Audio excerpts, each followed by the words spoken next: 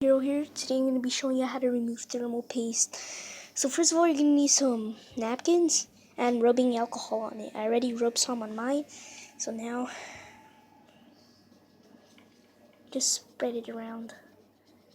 It will take a little while, but don't go too hard. So you see it's removing just a bit. Thermal paste. Just keep rubbing. Okay, this might take a while. And yeah.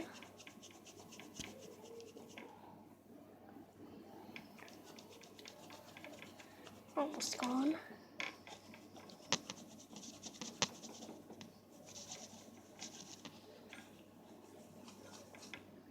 So you see?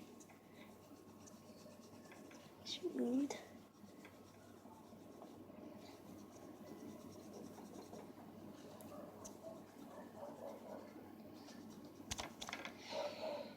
See?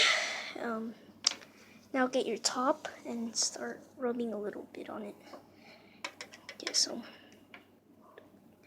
old thermal paste drops on it. Get it out.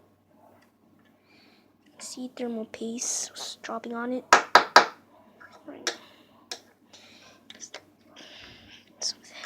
And that's how you basically remove thermal paste. And yeah.